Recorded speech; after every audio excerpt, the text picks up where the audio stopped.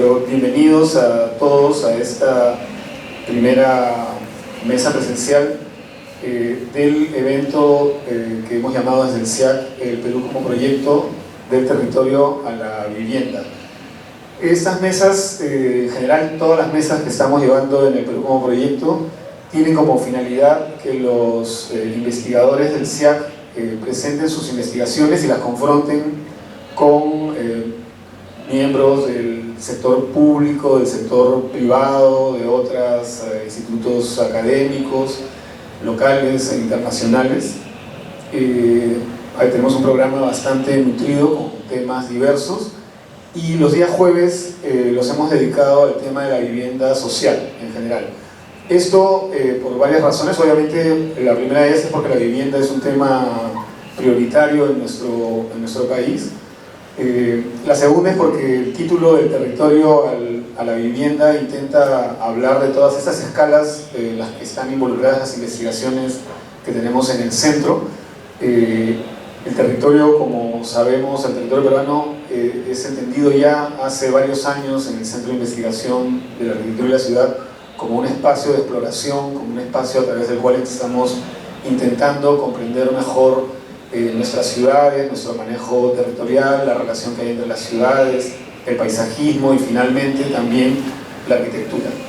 Entonces, de esa escala que habla del territorio, nos interesa ir bajando de escalas y de preocupaciones, llegando finalmente al de la vivienda social, que como decía es uno de los temas prioritarios en términos de arquitectura y urbanismo.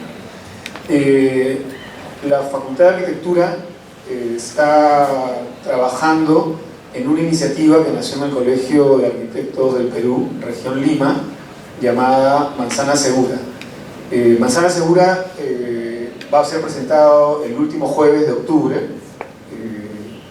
Como digo, es una iniciativa del Colegio de Arquitectos que nuestra facultad ha acogido y sobre la cual están trabajando profesores de la facultad y también estudiantes que están haciendo sus prácticas en ese programa. La idea de quienes han concebido esta propuesta, que están bajo la dirección de Elizabeth Añaños, es ir testeando algunas intervenciones que permitan formular un programa de mejoramiento de vivienda a nivel nacional. Entonces son los primeros pasos para entender cómo se debe mejorar la vivienda. Sabemos que en el Perú la mayor parte del déficit de vivienda es el déficit cualitativo, es decir, mientras que hay cerca de 500.000 de viviendas en déficit cuantitativo, es decir, que hay que hacer 500.000 nuevas viviendas, el déficit cualitativo es de 700.000 o más. Es decir, que hay más viviendas que debemos reparar en el Perú de las que debemos construir. Sin embargo, la mayor parte de programas de vivienda están orientados a la vivienda nueva, lo cual es una contradicción. Hace algunas semanas estuve por Buenos Aires y Lourdes me llevó a ver varias intervenciones de mejoramiento de vivienda en Buenos Aires, tanto en la Villa 31, donde ella ha trabajado, como en la Villa 20, y luego vi algunas otras por ahí. Y creo que lo que han estado trabajando en Buenos Aires, que es un programa de mejoramiento enfocado desde distintas maneras, de eso trata esta mesa, mostrar distintos enfoques de acuerdo a las distintas villas, de acuerdo a los equipos que son distintos, que han planteado metodologías distintas, pero también de acuerdo a la organización social de cada villa. Entonces las estrategias con las que se ha enfrentado el mejoramiento de vivienda cambia de villa a villa. En unos momentos entra más por lo urbano, en otros momentos entra más desde la vivienda, en unos momentos la organización social y la participación juegan roles fundamentales, en otros es más un acompañamiento. Creo que esa diversidad de opciones y de enfoques va a ser muy útil para quienes están a cargo de Manzana Segura. Bueno, acá está Daniel Ramírez, que es parte de ese equipo, y le podrá transmitir al resto del equipo esta experiencia. Además que la estamos grabando y por lo tanto va a poder ser vista luego en redes sociales.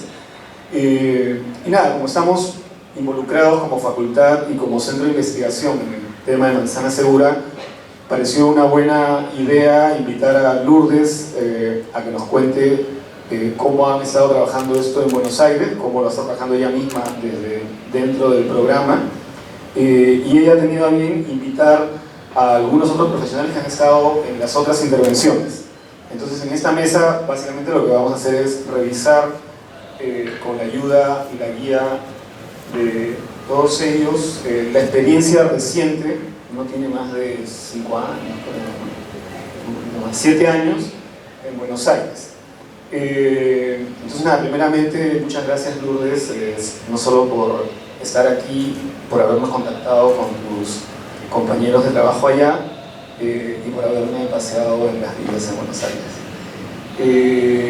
Bueno, primero voy a hacer la presentación de todos para que luego la conversación vaya fluyendo, que no estemos deteniéndonos a cada rato.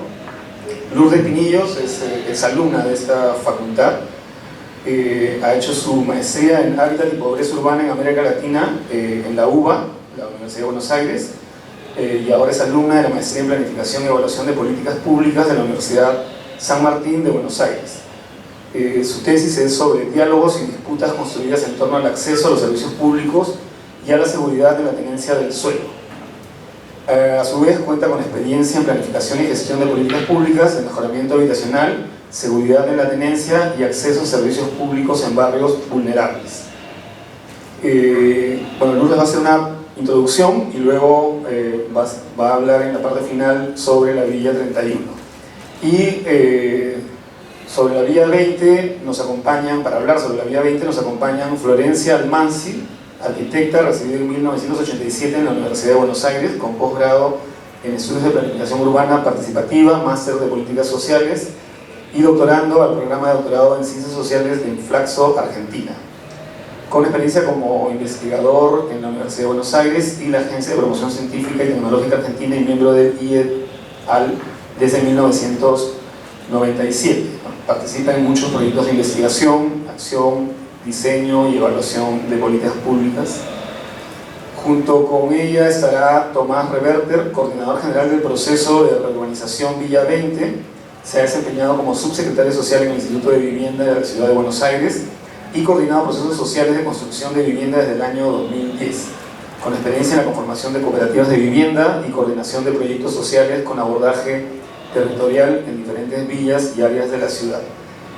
Y luego, para hablarnos de Playón, que es otra de las villas en las que se ha intervenido con programas de mejoramiento de vivienda, estará Daniela Galvis Restrepo, licenciada en Ciencias Políticas, integrante del equipo de investigación de Antropología, Ciudad y Naturalezas del Instituto Gino Germani, Universidad de Buenos Aires. Actualmente está realizando su tesis. Actualmente realizando la tesis Aportes desde las ciencias sociales en las políticas de hábitat, el caso del proyecto integral de reurbanización del barrio Playón de Chacarita, Cava 2017-2020, que es de lo que nos va a hablar, con el que va a optar al título de Magíster en Intervención Social. Entonces, los dejo con Lourdes Pinillos. Bueno, gracias Lucho por la presentación y gracias al SIAC por la invitación. Nada, estamos muy contentos de estar hoy acá. Daniela, ¿me escuchan? Para sentar la cabeza, ¿está bien? Ahí está Tomás. Bien. Yo particularmente feliz de estar en la facultad de nuevo después de tanto tiempo y comenzar a ver caras conocidas. Así que nada, agradecerles de vuelta a Dani, a Florencia y a Tomás por tomarse el tiempo para estar con nosotros hoy acá. El título de la charla es Políticas de Integración Sociourbana. Un poco nuestro objetivo es, desde una perspectiva interdisciplinaria, desplegada por integrantes y exintegrantes de los equipos intervinientes de los procesos de reurbanización, es reflexionar y sistematizar algunos aprendizajes de la implementación de políticas de integración sociourbana ejecutadas en 3 de las villas de la Ciudad Autónoma de Buenos Aires entre el 2015 y el 2022, y analizar diversas dimensiones relevantes para cada proceso, un poco con el objetivo de aportar a la generación de políticas urbanas en América Latina y bueno, a la reflexión en el campo de estudio. La charla se estructura en 5 partes. Una primera, la idea es darles un poco de conceptos, hablar un poco de la historia, de cómo llegamos a tener o a cómo llegaron a aparecer las villas y cómo llegaron a aparecer los procesos de reurbanización. Luego Tomás y Florencia hablarán del proceso de la 20, desde la participación y el repensar la práctica profesional para reurbanizar. Luego viene Daniela con Playón de Chacarita, saber hacer desde las ciencias sociales y cómo las ciencias sociales aportan al proyecto integral de reurbanización. Y yo voy a ir a algo muy específico, que es el proceso del programa de mejoramiento de vivienda dentro del gran proceso de la 31.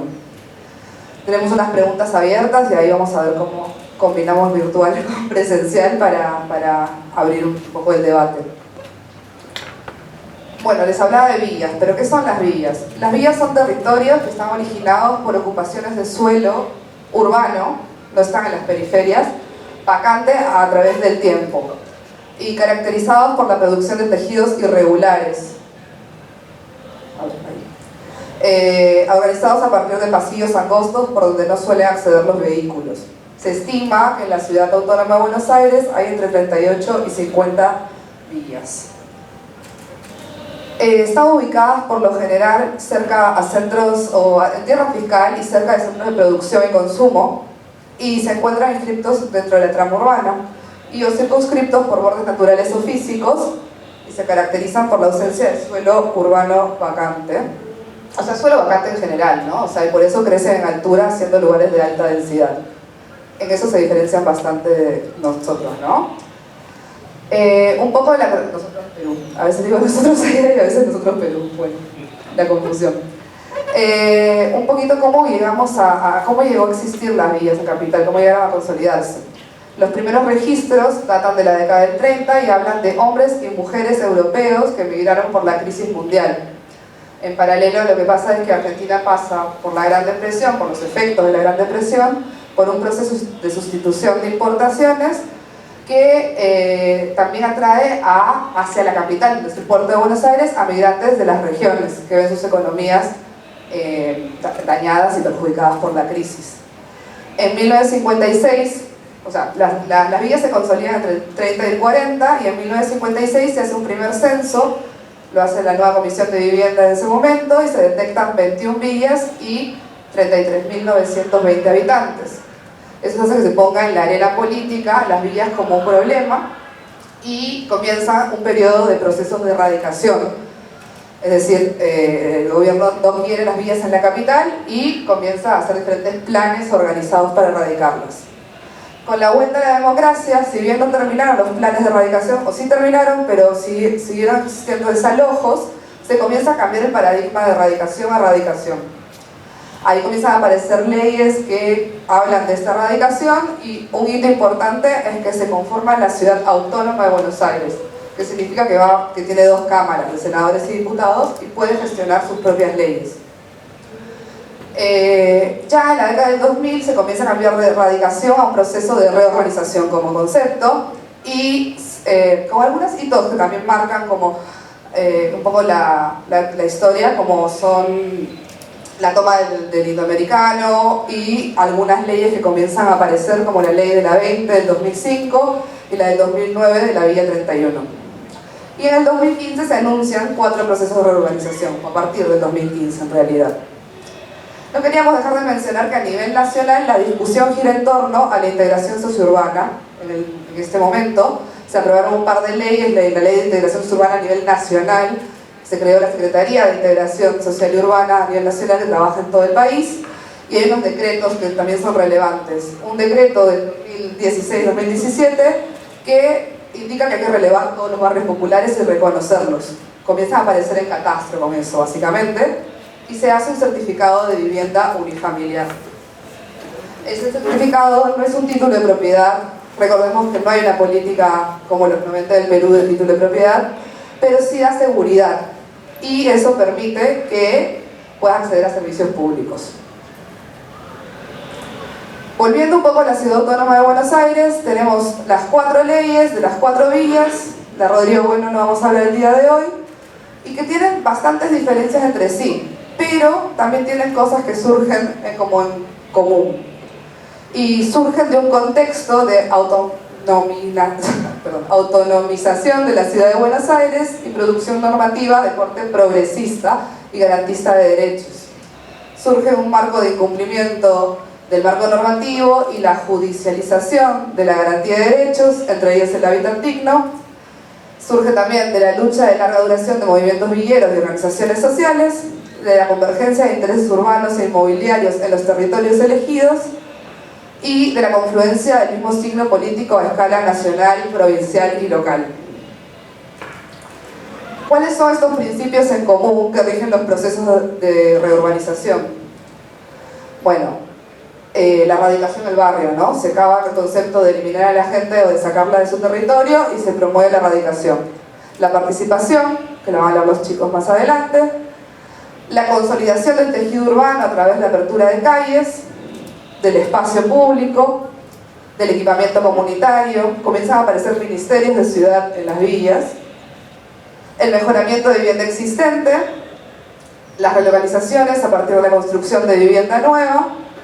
Las aperturas de calle implican sacar a personas de ahí, viviendas de ahí y relocalizarlas. La infraestructura y los servicios públicos, o sea, la construcción de toda una obra. Y bueno, el concepto de integración sociourbana atraviesa todos estos términos. ¿Por qué hablar de 3 experiencias de reurbanización? No podríamos seguir adelante mirando como el marco general. Creo que Lucho un poco lo explicó. Son procesos distintos, de territorios distintos, que tienen cosas en común en cuanto a su configuración urbana, ¿no? Pero también nosotros pensamos que partiendo de los principios de Pacuán, entendemos que cada barrio vulnerable es producto de su historia y que el Estado, las problemáticas sociales y las formas autogestivas de organización definen el espacio resultante. Y bueno, lo segundo lo mencionamos tanto Lucho como yo. Ahora tenemos los 3 casos de estudio: el barrio 20, ubicado en la zona sur de la ciudad, alrededor de un montón de conjuntos habitacionales, o sea, de unidades vecinales. Si hay una palabra que no se entienda, porque cualquiera de los panelistas lo dicen. Playón de Chacarita, que está en la comuna 15, que es una zona más ferroviaria, pero en el medio de la ciudad. Y el barrio 31, que para los que conocen Buenos Aires, está en Retiro, al costado de Puerto Madero.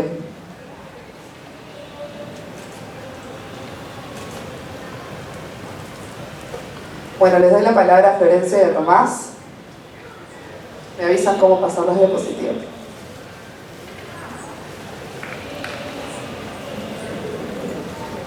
Muchas gracias, Lourdes. Muchas gracias, Luis, por la invitación, y también no queríamos dejar de mencionar también a Martín Mota, que iba a estar con nosotros compartiendo esta presentación y con distintos problemas no pudo estar presente, pero articuló todo este trabajo con usted. Bueno, un poco como mencionó Lourdes, la idea era que nosotros nos focalicemos en lo que fue y es el proceso participativo en Villa 20, que tiene que ver con un enfoque que un grupo de compañeros, un equipo técnico, iniciamos en 2016, quizás con un enfoque distinto a lo que venía sucediendo en los procesos de reurbanización, tanto de villas como de asentamientos, y nos parece que es importante destacar que fue un esfuerzo conjunto entre técnicos, investigadores, distintos saberes que se conjugaron al inicio del 2016 para pensar en un modelo de intervención distinta desde el Estado. Si quieres ir pasando, no sé cómo hacemos esto porque me he explicado que yo no lo veo. ¿No ves la presentación? ¿Cómo? ¿Está compartiendo esta compu? No, yo no estoy viendo la presentación. A ver, danos un minuto, si la puedes ver, si no es muy difícil. Dale. Bueno, mientras tanto, para iniciar, nos parece muy importante esto porque somos un conjunto de profesionales, de técnicos y de referentes sociales y políticos que pensamos juntos un abordaje de intervención compleja y grande, digamos, vamos a ver un poco los números de cómo se compone Villa 20, y era un desafío muy grande desde el gobierno de futuro de vivienda en la ciudad, pensar en este abordaje. Básicamente el proceso de integración social urbana, para definirlo rápidamente, se compone de tres componentes. Uno de integración urbana, que tiene que ver con toda la apertura de pasajes y de infraestructura para integrar el barrio al resto de la ciudad. El componente de integración habitacional, que tiene que ver con la construcción de viviendas nuevas necesarias para poder hacer toda esta intervención, y el mejoramiento de viviendas existentes, que últimamente son más del 70%, y el componente de integración socioeconómica, que tiene relación con la dotación de equipamiento de salud, educación y después otros programas más grandes de acompañamiento en la generación de empleo y de ingresos. Todo cruzado, por supuesto, por esta plataforma, como decimos nosotros, de participación. ¿Sí querés pasar? Y ahí nosotros consideramos que por lo general las intervenciones y a esta escala parten de un master plan, parten de un proyecto que se realiza en un escritorio o en varios escritorios, y después de definido ese proceso, ese proyecto, ese master plan, inicia el proceso. Esto es lo habitual, con lo que fue habitual hasta el momento que nosotros arrancamos con el proceso de reorganización de 2020. Nosotros consideramos que el proceso, para ser realmente participativo, para contar con el aporte de todos los actores que estaban involucrados en este proceso de la evaluación, tenía que comenzar distinto, tenía que comenzar un proceso donde a lo largo del proceso y de las distintas etapas se iba a ir construyendo conjuntamente el proyecto final. Sin duda teníamos una meta y teníamos ejes claros que se podían financiar para poder construir este proyecto final, pero lo que valía era el proceso, ¿no? Y el proceso nos permitía, como dice acá la Cristina, manejar la complejidad que tiene este tipo de intervenciones, y también incertidumbre, hasta que hoy está durando más de 8 años y va a durar más todavía este proceso de reurbanización, que es muy largo. Y además necesitábamos considerar que en este proceso hay distintos actores que juegan distintos intereses, que tienen distintas demandas, y que a lo largo del tiempo estos intereses no son estancos, que se van moviendo. Teníamos que lograr a lo largo del proceso poder manejar todas esas incertidumbres para poder fortalecer la toma de decisiones durante el proceso. Entonces consideramos que es un proyecto donde conjuntamente los distintos actores van construyendo la reorganización deseada del barrio. Adelante. Para esto sabíamos que teníamos que pensar en un proceso participativo que contara con distintos dispositivos, como lo llamamos nosotros, que son distintos momentos y escalas de participación y de decisión, porque estos dispositivos, esta plataforma participativa nos iba a dar a nosotros la posibilidad de garantizar, porque un proceso participativo tiene que garantizar que la transparencia, el acceso a la información y la construcción de consenso, y además debíamos construir juntos con todos los actores para que estuvieran legitimados esta plataforma participativa y se fuera adaptando a las distintas etapas del proceso que encargamos. Adelante. Esta es simplemente una definición del Instituto de la Vivienda de la Ciudad sobre participación, que garantiza la participación de los distintos actores, que se conjugan compartiendo objetivos, reglas y metodologías que se ponen, digamos, sobre la mesa y se acuerdan para poder tomar decisiones y avanzar en un proceso coordinado por el gobierno, pero con la participación abierta de todos los actores. Adelante. Un poco muy rápidamente, porque si entramos en Vita 20 seguimos hasta mañana, muy rápidamente, la Vita 20 está en la zona sur de la ciudad, en en la comuna 8. Adelante. Bueno, una imagen de Villa 20 para que puedan ver la envergadura que tiene. Ahora vamos a ver algunos números. Adelante.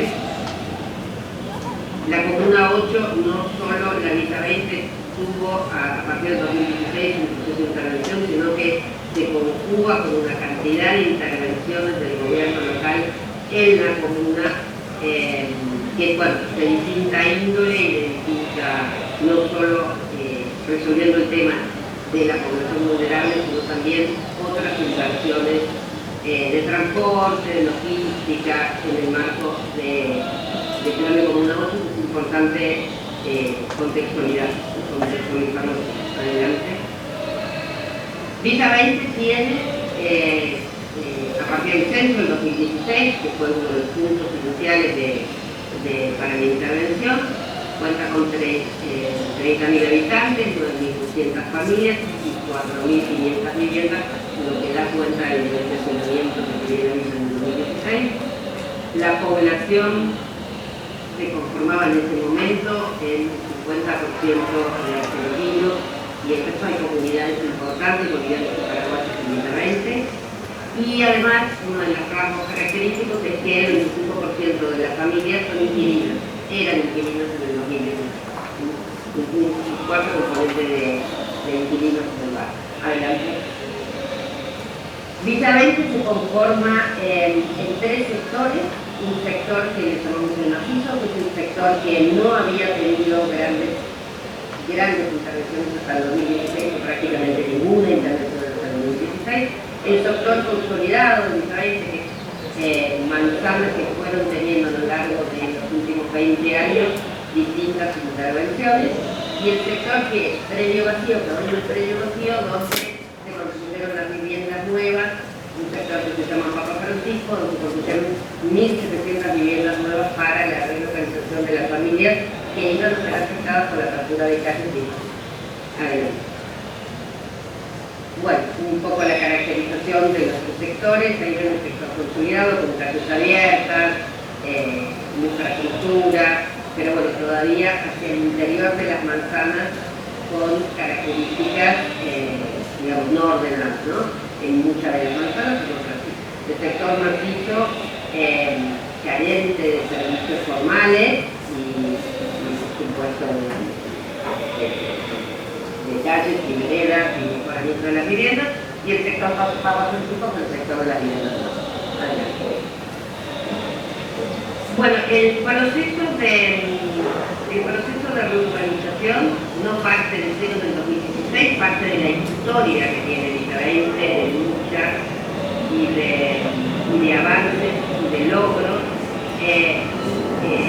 Un poco Lourdes que mencionó, leyes anteriores que se fueron consiguiendo para el proceso de urbanización de Villa 20, que alcanzan en 2016 y la concreción más clara con la ley de urbanización, y arranca el proceso donde nosotros decimos 10 pasos como para facilitar todas las familias de Villa 20 atravesar esos 10 pasos, o estar atravesando esos 10 pasos, y la forma más clara de poder resumir un proceso que es muy complejo, donde se inició con el censo del 2016, después se trabajó del relevamiento de cada una de las viviendas. El RELCE es el relevamiento de cada una de las viviendas, 4.500 viviendas del barrio.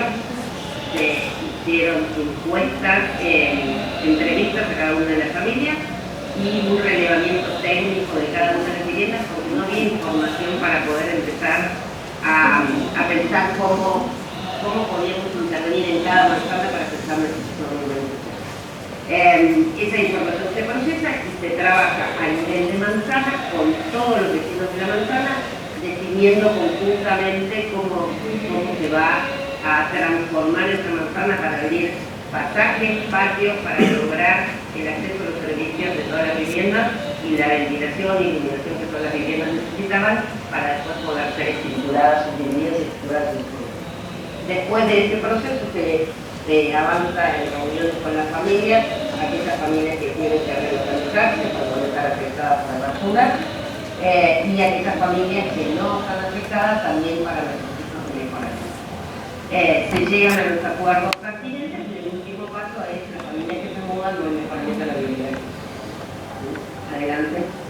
Todo esto se resume en más de 20, yo diría más de 40, porque esta vivienda vieja que va cambiando a lo largo del tiempo, distintos espacios de participación donde se toman distintas decisiones.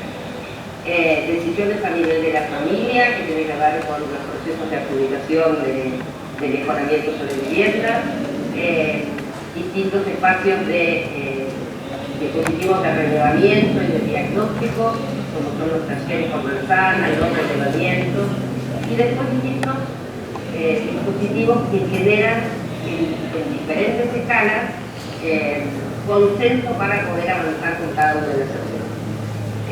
Después, por supuesto, hay talleres de preconsorciales, postconsorciales, espacios de consulta, especialmente mesas ambientales para abordar distintos temas particulares. Pero creo que lo más importante son dos espacios, y ahora le voy a dar lugar a Tomás.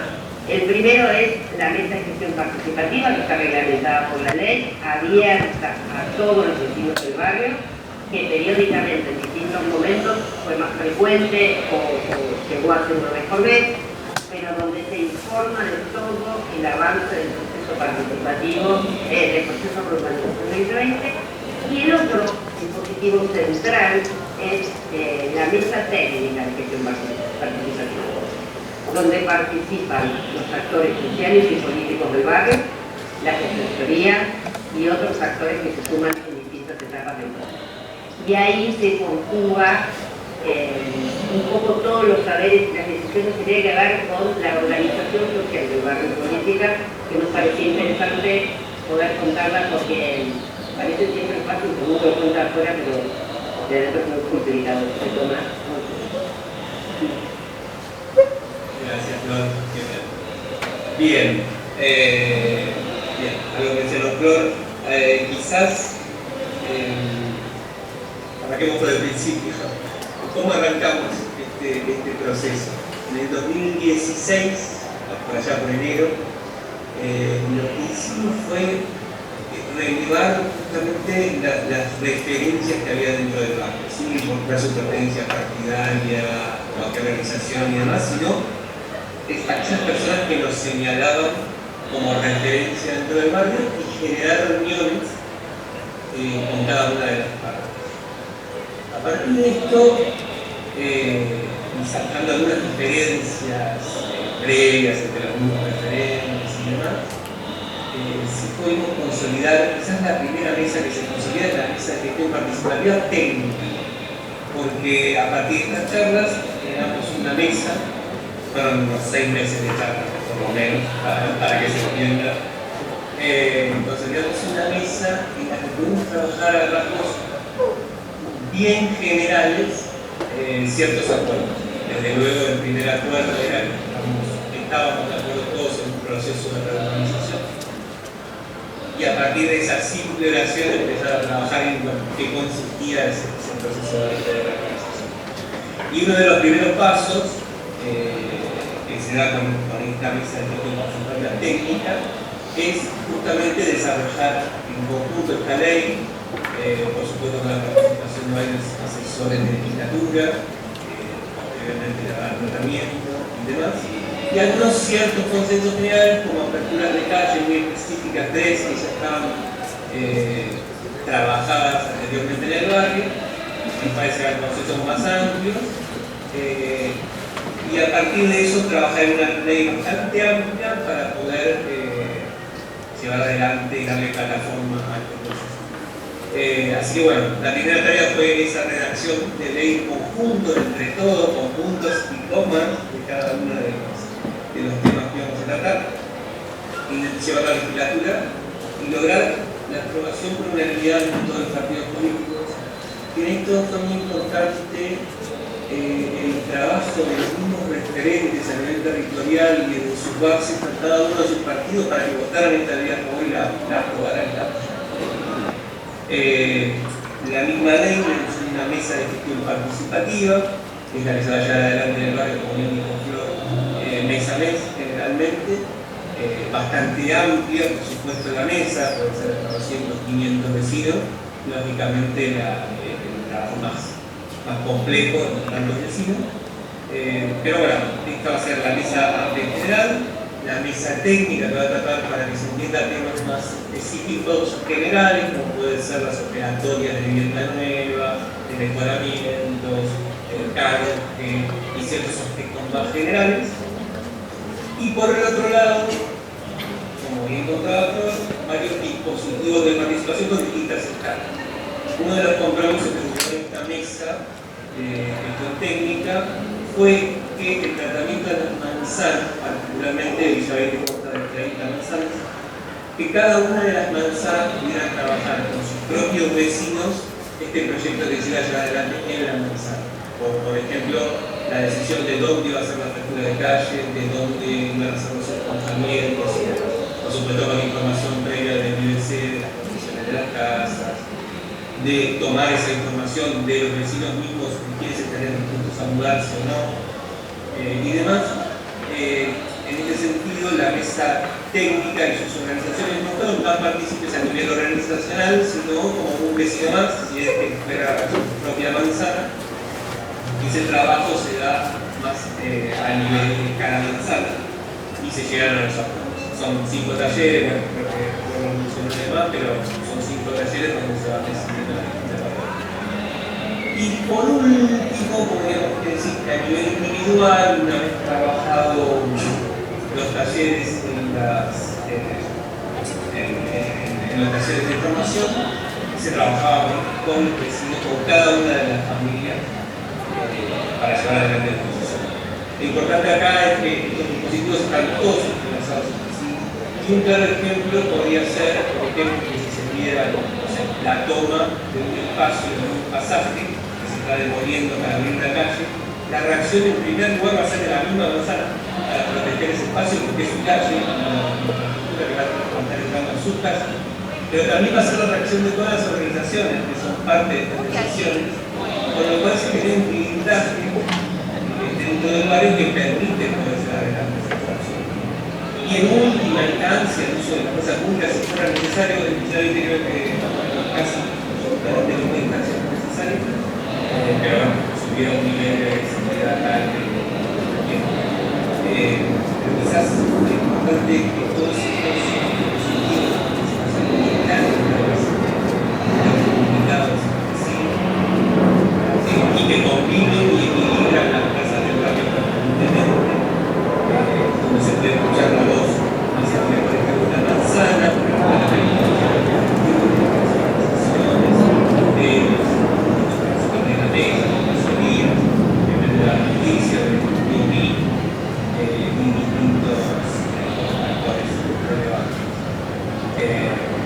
esto ha funcionado muy bien, es distinta a la lógica quizás de otros barrios que tenían votadas sus autoridades dentro del barrio. Si bien Villa 20 contaba con un esquema, era un esquema bastante poco validado y digamos alargado los tiempos de la justicia. Consideramos que no tenía la variación suficiente como para llevar adelante el proceso de la autonomía. La misma junta vecinal que todos vamos a votar todas las decisiones, pero con un actor más relevante del barrio, así como todo lo que podemos hacer. Espero haber sido un poco. Perfecto. Ahí si querés, luego podemos seguir con algunas fotos para que vean que son los espacios, la mesa de gestión participativa. Esto es un proceso manzano, donde la gente después de trabajar en los planos vota por la definición final de cómo se va a abrir esta calle. Este es un ejemplo de una de las primeras calles que se trabajó cuando se abre la calle de Milaya, que hoy ya es una calle, por ahí tenemos una foto para que la vean, cómo se trabajó en cada uno de los talleres. Esta es otra apertura grande importante en Manuel, otra de las calles que se abrieron. Esta es una de las manzanas, abrió un pasaje intermedio y donde se generaron todos estos pasajes que se ven con parques individuales o colectivos que nos permiten dividir esa manzana en lotes o pH que nosotros podríamos contar para poder agregar las estructuras que buscamos. Adelante. Esta es otra manzana, simplemente para que vean el tamaño y la envergadura, y un poco esto sintetiza el paso del tiempo. En 2016, cuando arranca el proceso de urbanización, esta era la foto del barrio, un espacio vacío, calles que no estaban abiertas, sin pasar los siguientes lugares. En el 2019 ya teníamos el relevamiento de todas las viviendas que estaban en las viviendas del barrio, ya estaban ahí cargadas los pasajes que se definieron en los estaciones para abrir y el Papa Francisco. Y este es un poco el resultado también del producto. Esta es la foto del hacinamiento, la falta de ventilación y iluminación de Villa 20 cuando comenzamos a trabajar, y la foto siguiente, que era el objetivo, llegar a poder lograr bajar esa densidad, construir una vivienda, la captura de calles y poder empezar el proceso de acceso a los servicios de cada una de las viviendas. La siguiente, algunas fotos, pasajes que se empiezan a abrir.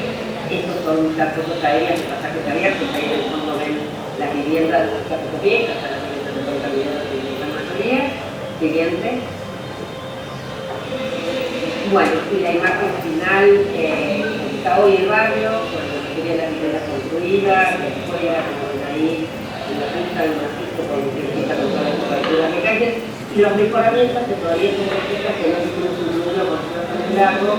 Es un mejoramiento físico integral de vivienda, realizado por empresa, unos casos por cooperativas, pero no varía mucho de lo que recibí después. Y la siguiente, bueno, esta es una imagen del diseño también, que se modificó en la vivienda nueva, tuvimos también una intervención.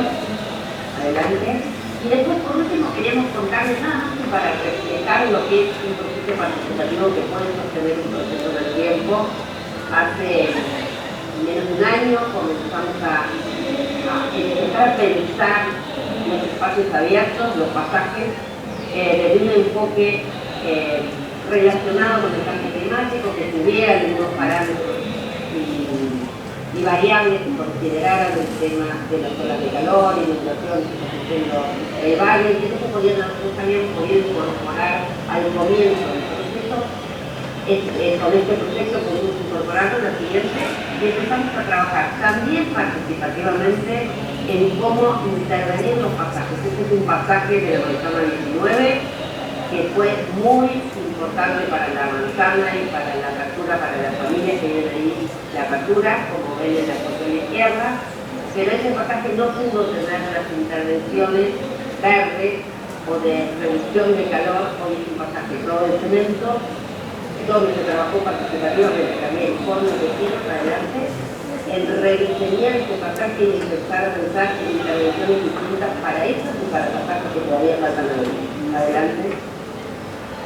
Este es un plano de la manzana 19, con planos de sombra, planos de verde, que se pudieron incorporar. Adelante. Pensando en utilizar materiales que sean materiales usados del barrio, con las tecnologías que tenemos en el barrio, y con el consenso y la aprobación de todos los entendidos. Adelante. Bueno, y un poco, creo que está la vivienda, ¿no?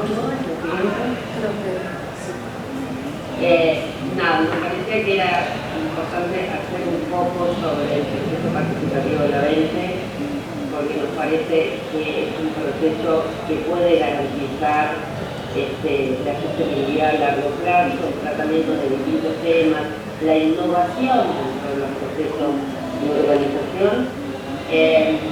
Nosotros, bueno, estamos convencidos que eso se logró porque pudimos incluir todos los saberes de la comunidad, de los referentes políticos, de los referentes sociales, de los funcionarios de gobierno, de los técnicos. Los pudimos incluir de una manera no sin conflicto, por supuesto, no sin conflicto, pero de una manera que todos los saberes pueden ser escuchados y pueden construir un consenso y un acuerdo para la intervención de en una de las islas en este caso de Uruguay, ¿no? Era un poco esto lo que quería mostrar. Gracias. Muchas gracias.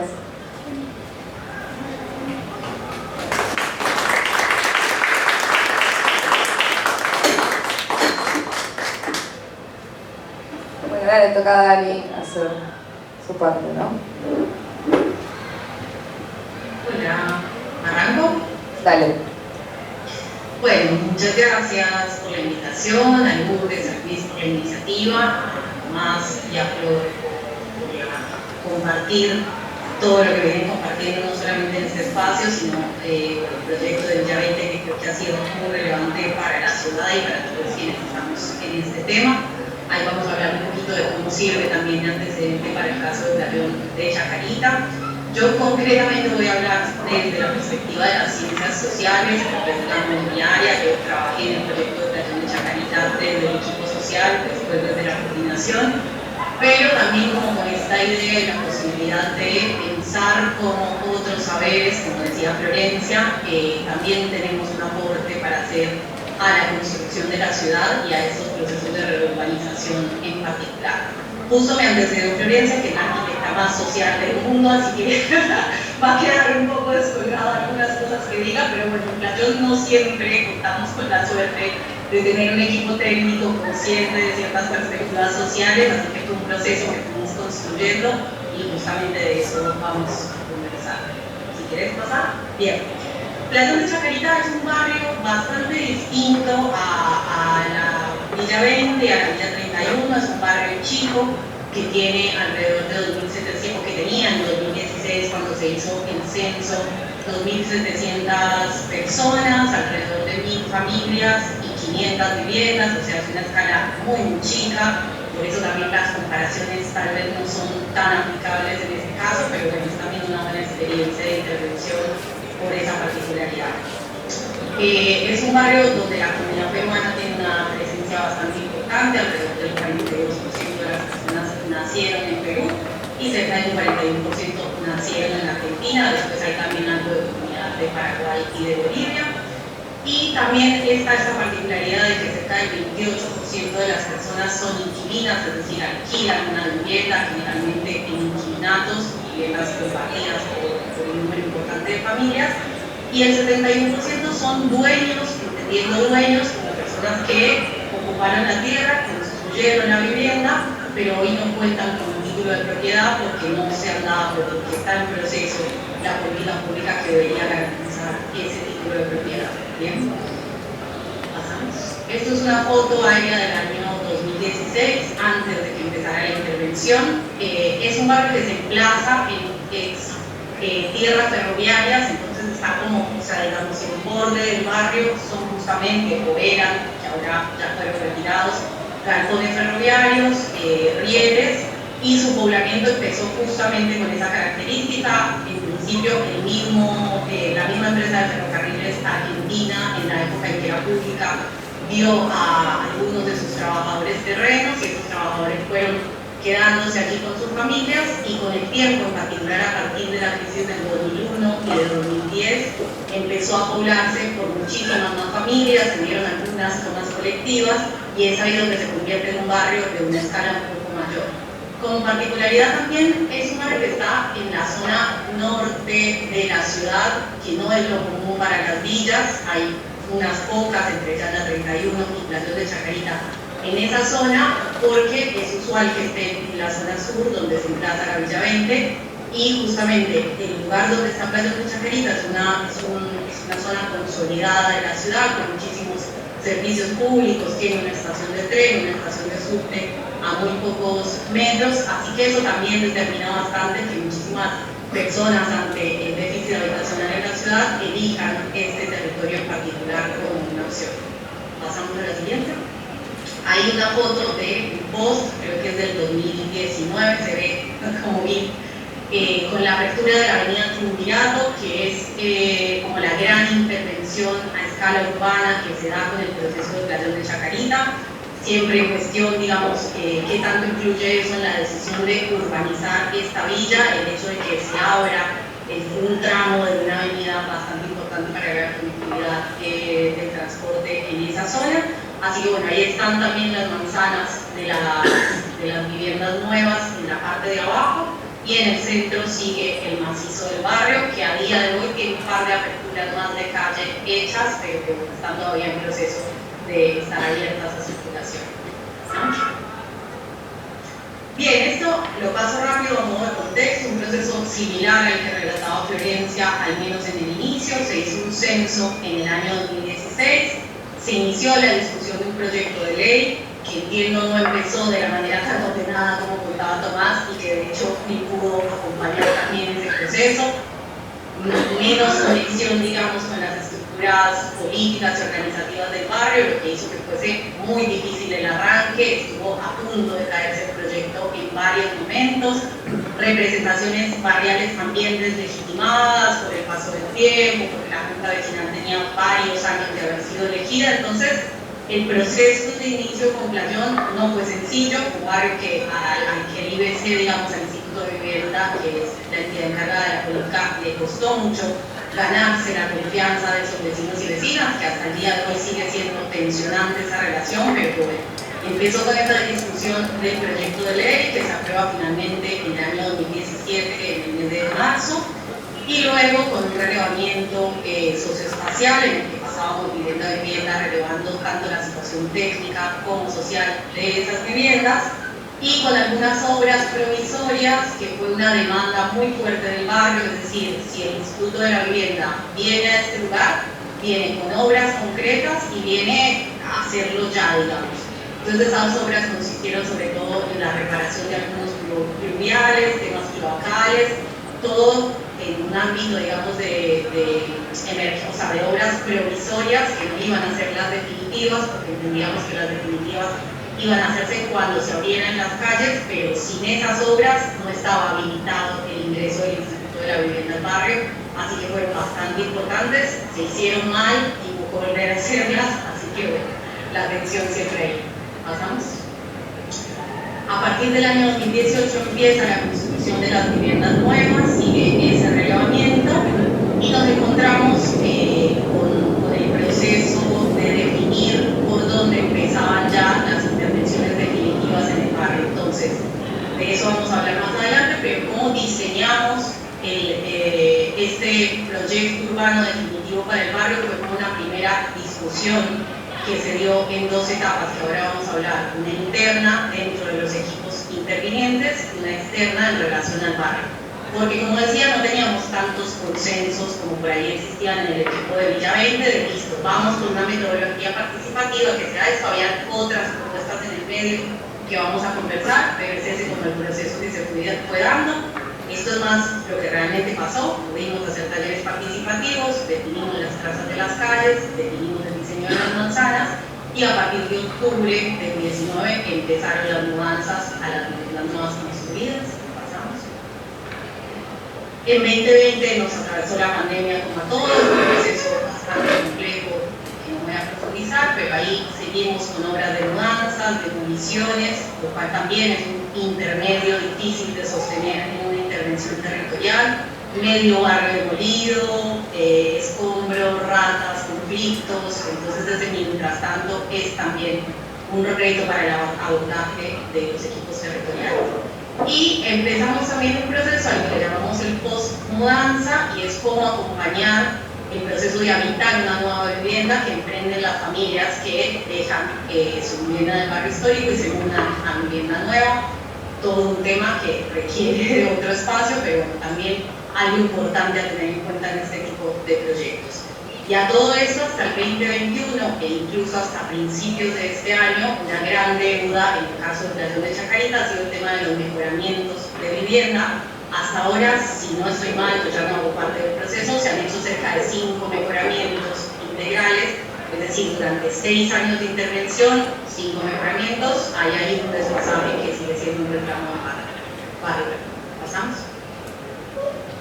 Bien, muy cortito, organigrama. Como les decía, mi intención es hablar de los equipos territoriales. Existen 2 grandes equipos en el proceso de Playón. Hay una coordinación que centraliza todo el trabajo, después hay una gerencia o una secretaría mejor social que aborda tanto la parte de las familias que no se han mudado como quienes ya se mudaron, como decía recién, y una gerencia técnica que se ocupa más de las cuestiones arquitectónicas, del diseño, seguimiento de obras y demás.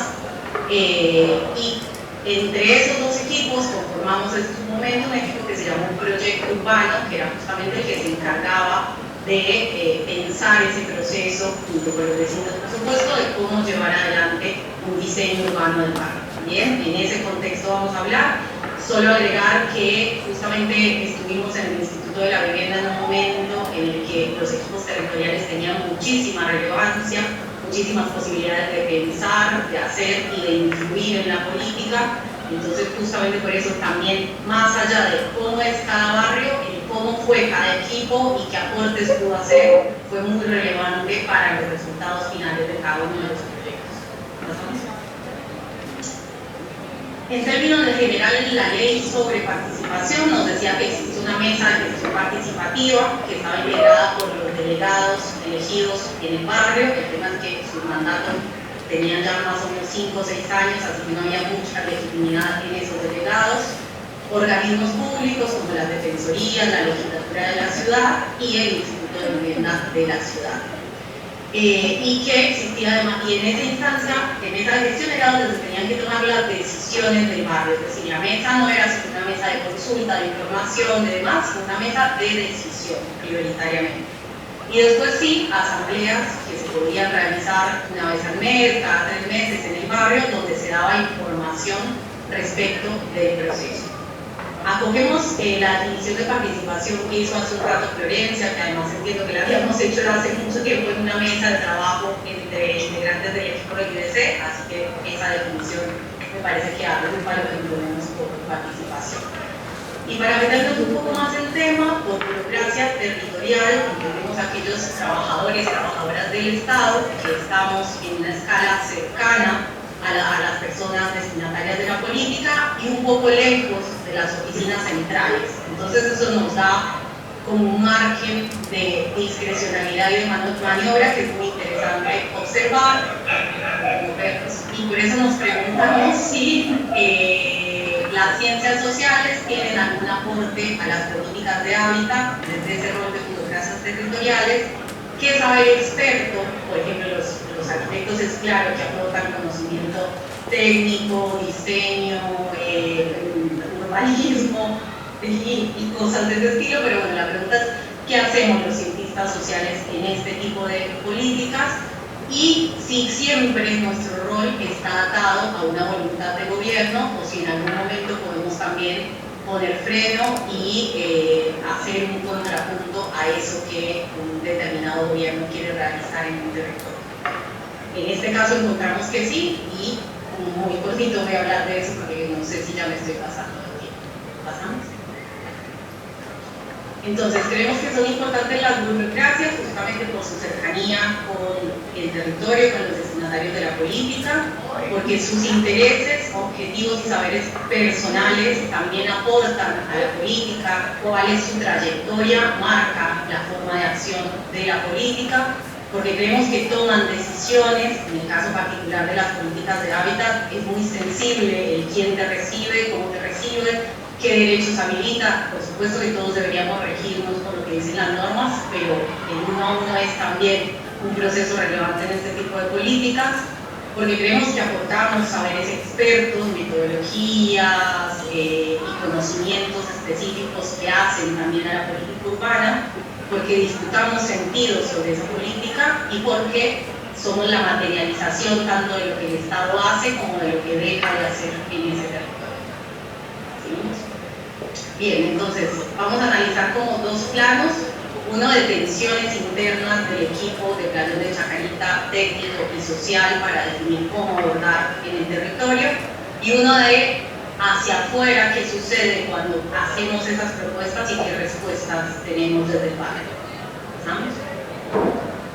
En relación al interno, analizo particularmente el proceso de diseño urbano del barrio y de mejoramientos, teniendo en cuenta que en un momento en el año 2017 el equipo técnico de planos de Chacarita nos dijo, bueno, ahora vamos a mejorar las 2 manzanas que son frendistas del barrio, vamos a hacer sus fachadas, las vamos a dejar lindas y de esa manera vamos a integrar el barrio visualmente al entorno y vamos a cumplir con ciertos objetivos políticos. Y desde el equipo social dijimos, paren un poco, o sea, no están dadas las condiciones, no es lo que la ley establece, no está el barrio en una situación en la que sea posible realizar esa intervención y no tiene que ver con los derechos que la ley dice que debemos garantizar. Y ahí se abrió un gran universo de discusión entre los equipos, en el que justamente desde el equipo social propusimos una serie de metodologías para poder llegar a acuerdos internos, haciendo reuniones, proponiéndoles lectura, realizando un análisis pormenorizado de la ley y poniendo un límite a eso que nos decían desde las autoridades del IBC que había que hacer en cierto tiempo y en cierto momento. ¿Bien? Entonces, de todo ese proceso interno que duró meses y fue muy tenso, salieron los siguientes acuerdos. Ahí acordamos ir con una propuesta a la mesa de gestión para efectivamente diseñar allí lo que iba a pasar con esas dos manzanas rentistas, pero que fuera por lo menos un proceso participativo, reconocer los hitos y las identidades del barrio a la hora de pensar las propuestas y que no fuesen simplemente propuestas diseñadas, como decía Florencia, desde un escritorio, respetar y potenciar las actividades productivas que existían en el barrio, identificar densidades en relación con la cantidad de habitantes, abordar problemas como el hacinamiento y no quedarnos solamente en el diseño del urbano, sino pensar también en cuestiones sociales que atraviesan a esos grupos familiares. Esa fue como la propuesta que logramos armar entre equipos. Con esa propuesta fuimos a la mesa de gestión participativa y tuvimos una devolución que también fue crítica de eso que estábamos proponiendo. Allí nos proponen que no es pertinente empezar por hablar solo de dos manzanas del barrio, y lo primero que teníamos que discutir eran las aperturas de calle, porque eran un encuadre general a ese barrio, y que además no podíamos tomar estas decisiones en la mesa de gestión, de la que, como les decía, participaban solo referentes políticos e instituciones públicas, sino que teníamos que ir a discusiones asamblearias generales, donde todos los vecinos y vecinas pudieran dar su opinión.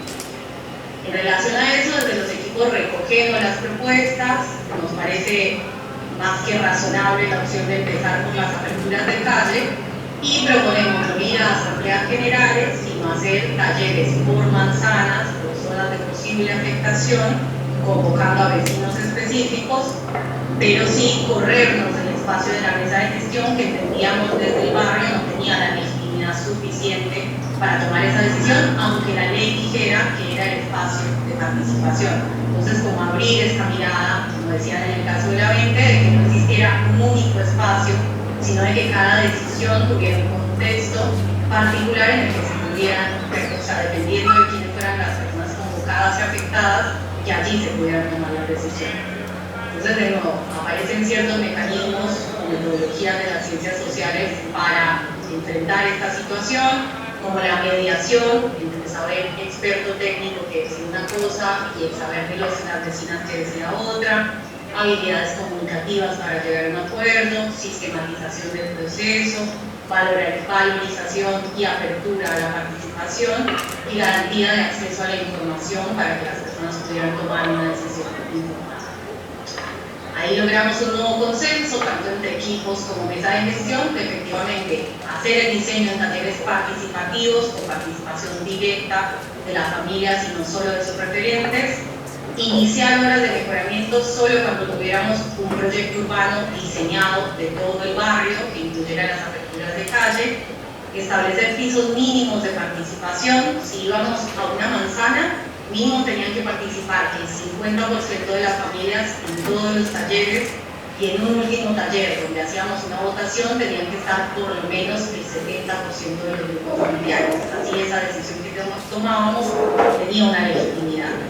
Y permitir que tanto los vecinos y las vecinas como los equipos técnicos que ellos consideraran pertinentes pudieran hacer propuestas en los talleres y que no fuera solamente una cosa de IBC haciendo propuestas.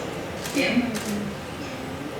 Así que nada, un poco sistematizando la propuesta o el análisis que hago en la tesis, es que efectivamente las ciencias sociales aportamos a la construcción de estos procesos y con ello a la construcción de la ciudad a través del diálogo de saberes, de poner en cuestión el saber arquitectónico, que en ocasiones se presenta como un saber objetivo y unívoco, que incluso tiene disidencias al interior, entonces está bueno poder sistematizar y dar curso a esas diferencias, que aportamos a la ampliación y a la construcción de los mecanismos de participación en el marco de la ley, que discutamos los sentidos de la política de gobierno, y aquí un dato no menor, yo estoy haciendo entrevistas para la tesis y de todas las personas del Playón de Chacarita que entrevisté, ninguna se identifica con el signo político del gobierno de la ciudad, y en ese sentido también hay una disputa y complementariedad entre diferentes visiones de la política, y nada, sobre todo, digamos, desde las ciencias sociales, o al menos desde el equipo de Playón, poder pensar la implementación de las políticas en términos de garantía de derechos y de lo que la ley misma establece.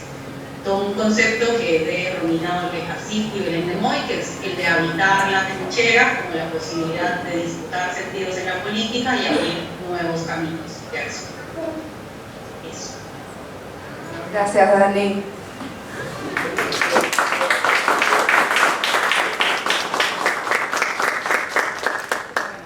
Yo, me parecía interesante que sepamos un poco, conozcamos un poco el proceso, porque este proceso, o sea, los éxitos de ambos territorios tienen que ver directamente con el proceso participativo, que tuvo sus diferencias y podríamos profundizarlo y quedarnos 1000 horas, pero que se está cortando porque me alejé. Ahí mejor, ¿no? Sí, que ya. Bueno, nada, estos dos procesos tienen... O sea, sin ellos no se hubiese podido lograr hacer lo que se hizo. Y con algunas de las cosas que no se hicieron en la 31, de las que no voy a hablar, pero se ve que no se lograron hacer en la 31, se ve que hay una ausencia o una forma distinta de manejar los procesos participativos. Y por otro lado, como sabía que ellos iban a hablar de esto, yo quería hablarles del mejoramiento de vivienda como proceso, porque es la villa que más casos ha tenido, que más presupuesto ha tenido para el mejoramiento. Y es quizás lo más interesante que tiene el 31 también. Yo trabajé en el programa entre el 2017 y el 2018 y después pasé a otra área de la Secretaría, así que tuve que, con ayuda de muchos compañeros, reconstruir un poco lo que está pasando hoy, más a detalle para poder contárselos. No sin antes mencionarles que la 31 está en el corazón de la Ciudad Autónoma de Buenos Aires, entre las vías del tren que traen a las personas de la provincia y otras partes del país, y el puerto.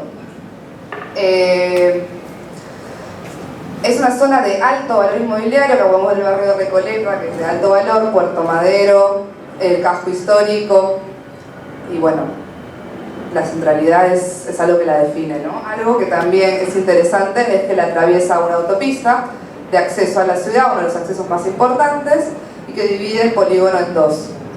Esta autopista, no sé si llega a ver, está en altura, en una buena parte del barrio. Datos interesantes. A 2009, no hay información oficial del censo del 2014. Este año se hizo un censo, veremos qué nos arroja. 40.000 habitantes, 12.800 familias y 12.600 viviendas. El 45% de la población es argentina y el 55% es extranjera. Y los números son muy parecidos a los de la 20 y Playón en cuanto a la relación dueños-inquilinos, ¿no? El 28% de las personas, de las familias, son inquilinas. Las relaciones de intercambio comercial y mercantil de la vivienda son idénticos, solo no hay un título de propiedad, pero hay documentos a mano, firmados por diferente gente, hay contratos no legales, digámosle. Un poquito el organigrama, a diferencia del Playón y la 20, la 31 tuvo una secretaría especial dependiente en el comienzo del gabinete de ministros, del jefe de gobierno. Hasta hace poco fue así y ahora es la unidad de proyectos especiales que depende del Ministerio de Desarrollo Humano. El IBC, digamos, está en paralelo a ella.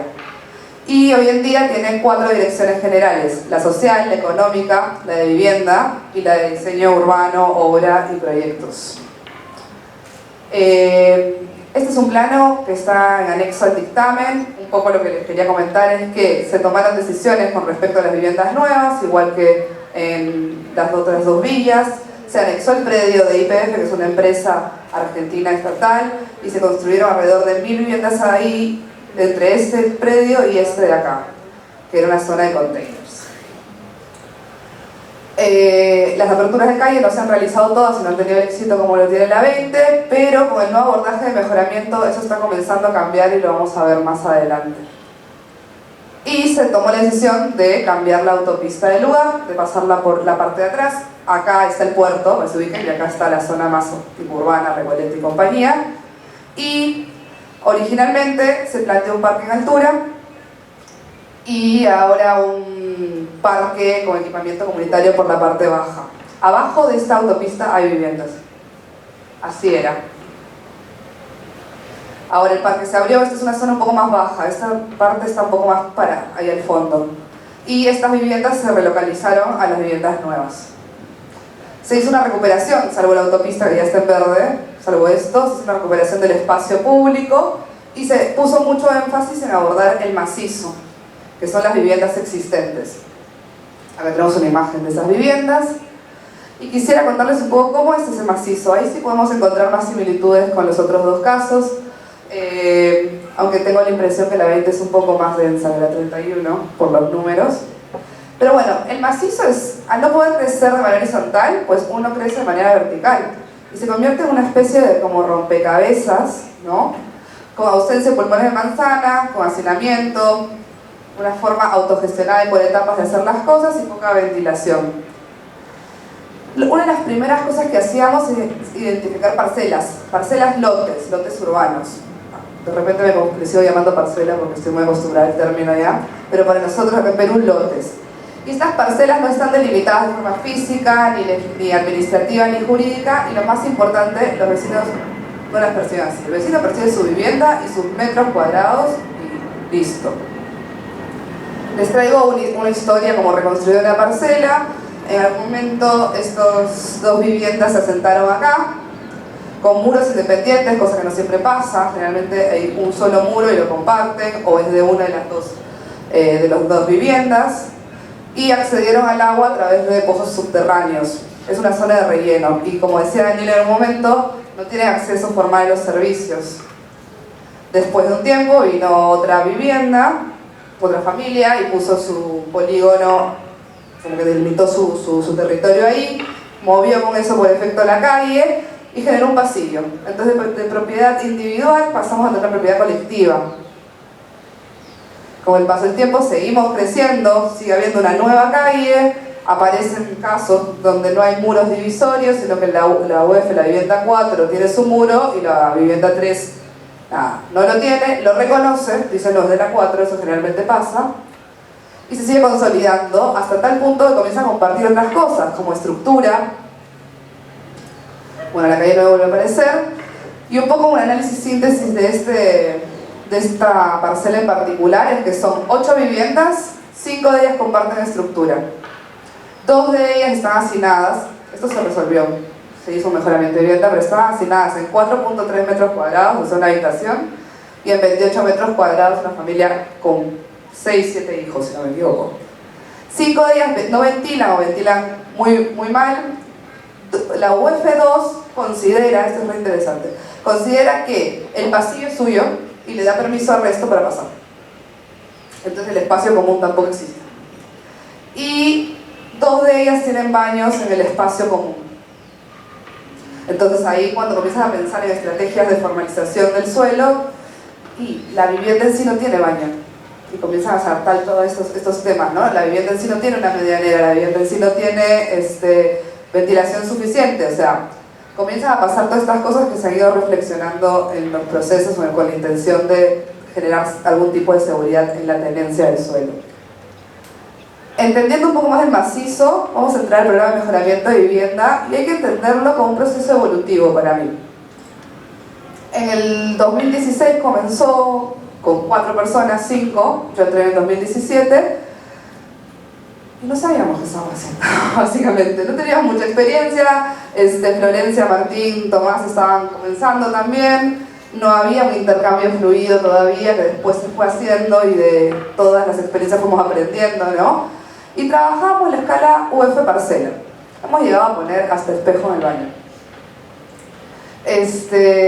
Para luego pasar, con el tiempo, con la experiencia, con los aprendizajes y los saberes compartidos, a la escala manzana. ¿Qué hicimos a escala UF, o sea, vivienda parcela, vivienda lote? Hicimos un proyecto, una obra y la supervisión a cargo del Estado, y el vecino tenía la responsabilidad de mudarse. Entonces me preguntan siempre, pero el mejoramiento es gratuito. No, nada es gratis. No cuesta, la mano de obra no cuesta el proyecto, pero mudarse y mudar a 5 hijos a un alquiler sin tener de repente una residencia fija o acceso a una factura de servicios no es tan fácil. Hay bastantes requisitos para mudarse, entonces no es gratuita. Hay formas de ver eso. ¿Qué alcanzaba el mejoramiento integral de vivienda? Alcanzaba ampliaciones por hacinamiento, alcanzaba aperturas de patio, instalación de agua y de electricidad y de desagüe, circulaciones, tanto pasillos como escaleras, impermeabilización y solución de humedades, muchos problemas de humedad, porque generalmente usan ladrillo hueco del 8, entonces el agua se pasa. Construcción y demolición de muros, núcleos húmedos, estructura y carpinterías, o sea, puertas y ventanas. Algunos resultados que fueron bastante importantes. Esta vivienda está realmente, le hicimos nueva de cero, quedó súper bien. ¿Cuál fue el abordaje en este momento? Tuvimos un abordaje a escala manzana que hablaba de la historia y el diagnóstico. Lo hacíamos a veces por tramos, especialmente justo en las fotos que vieron, la manzana es muy muy grande. Luego un relevamiento sociotécnico a escala parcela y una validación de anteproyecto y una construcción de anteproyecto a escala vivienda, con una firma de carta de adhesión al programa y después venía la obra. O sea que trabajamos vivienda por vivienda cada uno de los mejoramientos y solucionábamos todo. Por supuesto, aparecen dificultades que tienen que ver con el tiempo, con lo que demanda el hacer un proceso de mejoramiento tan al detalle, el solucionar el hacinamiento y el entender desde las lógicas muchos conflictos. Un ejemplo que siempre cuento es que en mi primer relevamiento voy, el señor me atiende en el segundo piso y lo primero que veo es que hay un balcón y del balcón hay un baño. Y lo primero que pienso era Julio, yo estaba muriendo de frío en el balcón. Uy, qué frío, hay que meter el baño adentro. Costó un montón porque no había espacio. Llego, vuelvo con la propuesta al vecino y me dice: ¿qué clase de arquitecta eres? ¿Dónde has visto un baño en el patio? Y yo me quedo como callada, vuelvo le digo: no se preocupe, rehacemos, no sé qué. Baño en el balcón, perdón, no en el patio. Y voy leyendo el informe social y me doy cuenta que el señor es boliviano. Veo la ciudad donde es, o el pueblo donde es, y ahí me viene automáticamente los Andes peruanos. ¿Dónde está el patio? El baño en los Andes peruanos, en el patio. Entonces para él, su balcón era su patio y su baño estaba perfectamente bien ubicado y la desubicada era yo. No importa, o sea, está bien. Para mí era un problema el frío de las 3 de la mañana de julio, para él no. Entonces, también es interesante ver cómo este abordaje también hay que entender a la población con la que estás trabajando y es un proceso que toma tiempo, hay que saber escuchar. Bueno, y otra dificultad que encontramos es que no podíamos solucionar de manera urbana la escala manzana al trabajar por vivienda o por lote. La cifra lo dice por sí sola, con mucho presupuesto, estos números aproximados, entre el 2015 y el 2018 abordamos 300 viviendas de 12.000. Quedaron increíbles, pero 300. Entonces la primera pregunta que surge es cómo llegar más rápido a un mayor número de familias. Se crea un programa de manos a la obra, que lo tuvimos que digerir, que yo ya creo que lo procesé más cuando salí que cuando estaba ahí adentro. Y un programa de exteriores que estoy digiriéndolo todavía.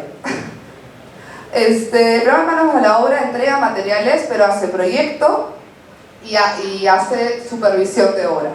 Los vecinos se hacen cargo de la mano de obra en sí. Eso hace que esto no sea para todo el mundo, porque ya hemos tenido problemas solamente para que vayan a buscar los materiales al corralón.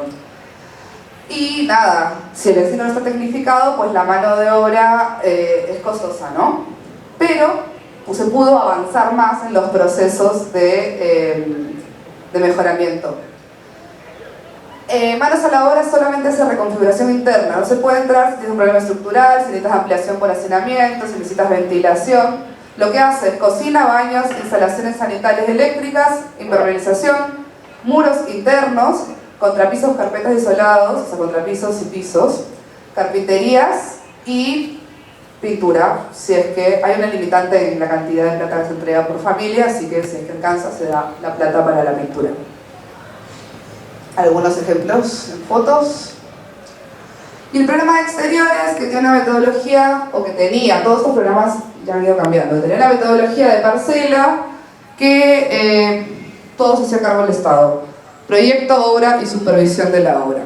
Que se hacía cubiertas, circulaciones externas, impermeabilización externa, pintura y carpinterías. Por supuesto que puedes avanzar muy rápido, ¿no? Desde la licitación pública se podía trabajar toda una fachada, toda una manzana, de una manera bastante rápida. Ahora también están agregando instalación pluvial. Pero ahí seguíamos sin poder solucionar los problemas a escala manzana. Entonces, ¿qué es lo que se terminó haciendo? Desde acá, yo ya no soy parte de mejoramiento, fui parte como asesora del equipo de formalización, pero seguí bastante el proceso. Lo que se hizo fue integrar los 3 programas en la manzana. Entonces, uno iba a la manzana y veía cuáles eran las necesidades y en base a ello se optaba por hacer algo tipo integral, tipo MAO, tipo exteriores. Y a eso se le combinaba la regularización dominial. Si bien las tierras ahorita están en discusión de a quién le pertenece para el traspaso a ciudad, la regularización dominial como programa lo que hace es comenzar a hacer la traza de las parcelas de los lotes y definir las dependencias o independencias para poder organizar normativamente la manzana. Entonces, el programa de mejoramiento de vivienda pasa de estos 3 programas por separado a un programa que brinda asesoramiento técnico para las obras autogestionadas, una entrega de materiales, o sea, tipo manos a la obra, una intervención puntual más entrega de materiales, o sea, combinar, porque hay problemas estructurales, de ampliación, por hacinamiento, lo que sea, combinar el concepto inicial de integral y sumarle el concepto de MAO, manos a la obra, perdón, vivienda nueva por sustitución, de repente hay irrecuperables, eso entraba antes del programa de emergencia habitacional, ahora hay que hacer viviendas nuevas de cero y también viviendas nuevas por necesidad de generar pulmones de manzana o por generar stock de vivienda. Es decir, a veces están muy hacinados, están 2 hogares dentro de una vivienda. La idea, o por norma, la decisión fue que tienes que reorganizar a una de esas familias, pero no tienes espacio ni en las viviendas nuevas, pues te falta meter a la mitad de la gente de apertura de calle y tienes un límite y metiste a toda la gente de bajo autopista. Entonces tratamos de producir stock en la misma manzana. El primer ejercicio de stock que se hizo fue un lote vacío cuando todavía trabajábamos la escala de parcela, cuando trabajábamos la manzana como un todo. Y funcionó bastante bien. Entonces, la vivienda nueva, como les decía, por generación de stock o generación de patios. Eso significa que cuando detectamos que falta iluminación y ventilación en toda la manzana o hay problemas serios de humedad que afectan la salud porque no ventilan, tratamos de generar patios que beneficien a la mayor cantidad de lotes. Y la generación de stock es cuando encontramos un vacío y podemos hacer lo que nos permita legalmente la ley, cantidad de pisos y ahí poder sacar del hacinamiento a otras familias. La envolvente, les digo que el programa exterior todavía no estaba del todo como para mí claro o estaba totalmente a favor, digamos, pero el envolvente comienza a tener sentido en el momento de que combina otros programas. Está bien, en Buenos Aires llueve muchísimo, impermeabilizar es súper importante y arreglar los techos es súper importante, de repente un poco más de la que nosotros proyectamos acá, pero literal te mojas en serio si no. Entonces, solucionar el envolvente es importante en tanto que se vea de una manera integral con solucionar los otros problemas estructurales y demás. Y la entrega de materiales siguió básicamente igual, pero como hay un diagnóstico previo que vamos a hacer, encontramos y detectamos de lleno cuáles son los posibles casos para hacer manos a la obra. Entonces tenemos de pronto un proceso de manzana que surge y un proyecto de vivienda a escala parcelaria y de vivienda. Y las instancias se dividen en colectivas e individuales. Esto nos permite acelerar un poco más, ¿no? Antes era todo muy individual y ahora hay reuniones informativas, una reunión de historia de la manzana, y los talleres ahí, un diagnóstico de la manzana que se hace de manera colectiva, como lo hicieron Playón y la 20, un proyecto de manzana, después un reglamento técnico más específico, y después el encuentro parcelario. El encuentro parcelario surge por la regularización dominial. ¿Por qué? Porque les decía, ese patio no es patio, sino que le da permiso a una vivienda porque lo percibe como suyo y no como espacio común. Los aires tampoco son percibidos como espacio común. Mi hijo va a construir arriba, es de mi hijo. Entonces se hacen acuerdos a escala parcelaria y se comienza a introducir el concepto de parcela. Se hace una evolución del diagnóstico y después nada, se comienza a hacer toda la parte individual que tiene que ver con la presentación de un croquis, de un anteproyecto, una firma de carta de adhesión. Entonces pasamos de abordajes más individuales a un abordaje a escala de manzana comunitario, a uno colectivo, a escala parcela y al de hogar o vivienda.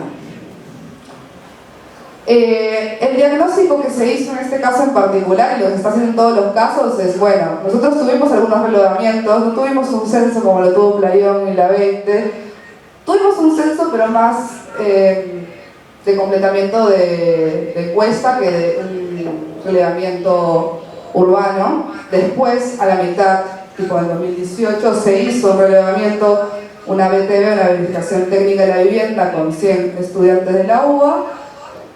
Pero bueno, trabajamos medio con la información que tenemos.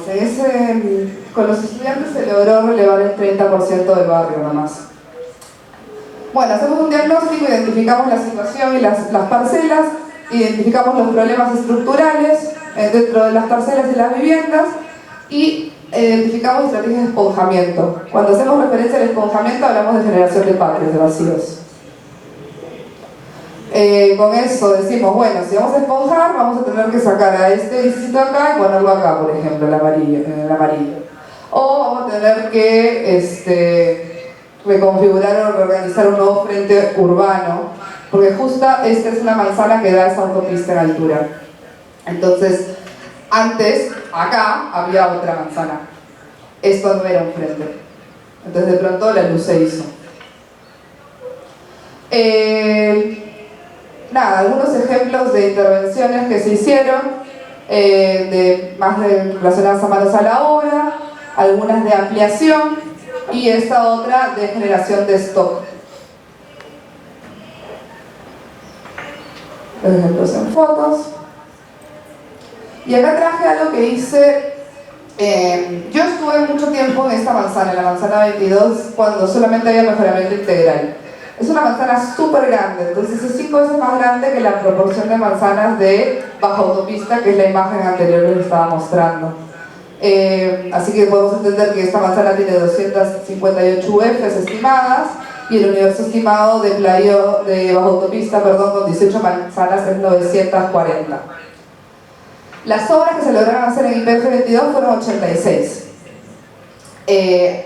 Bajo autopista no está del todo terminado, está terminando. Los últimos números que tengo es que están relevadas 342 de las 940, no es obligatorio el programa, y que ante proyecto están hechos 202 y 292 intervenciones, porque algunas combinan manos a la obra con integral.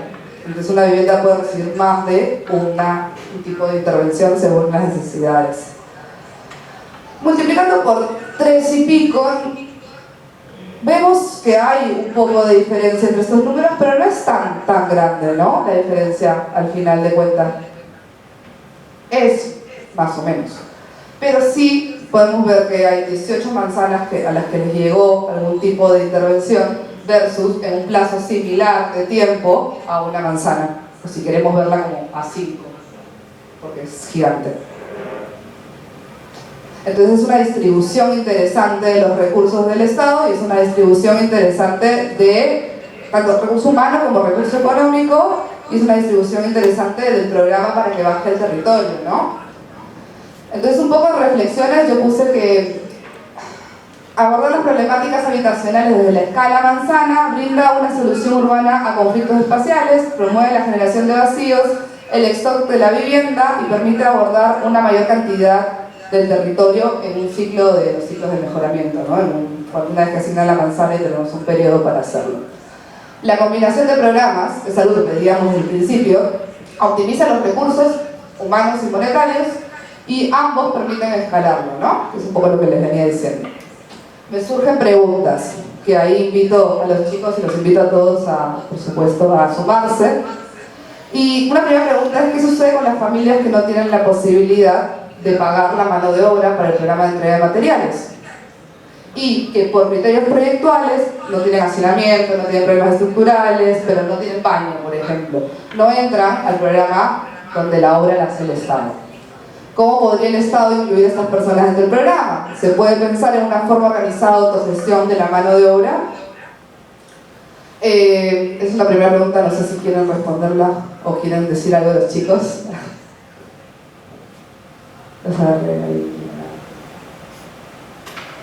Por ahí, Lourdes, como hay varias preguntas, es interesante por ahí mencionar un poco todas, ¿no? Dale.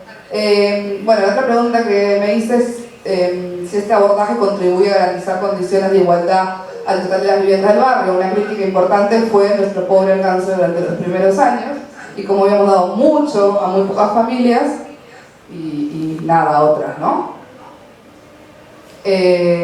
¿Las leo? ¿Les parece de las preguntas? Ya.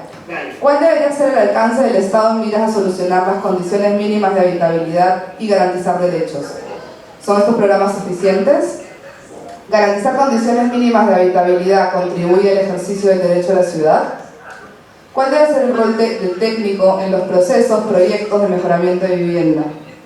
¿Cómo pueden articularse los saberes académicos y los profanos en las políticas públicas? ¿Qué límites tienen los procesos participativos, lo deseable y lo posible, promovidos por el Estado? ¿Cómo evitar los desacuerdos y gestionar el conflicto en el marco de procesos participativos, teniendo en cuenta contextos atravesados por problemáticas sociales complejas y vulneración de derechos? ¿Cómo lidiar con la violencia? ¿Cómo lidiar desde políticas focalizadas y escasas con problemáticas estructurales como la desigualdad urbana y el déficit habitacional? ¿Es posible pensar una intervención social sostenible en procesos tan desgastantes y demandantes? Bueno, no sé, ¿quién se anima? Sí, ¿virtual o alguien presencial acá? ¿No? ¿Quieres decir algo? Sí, yo estaba pensando que por ahí también es interesante si hay preguntas o reflexiones que estén escuchando esta charla, ¿no? Yo creo que específicamente el tema del mejoramiento, creo que la combinación de programas y de instrumentos es lo que garantiza poder avanzar, ¿no?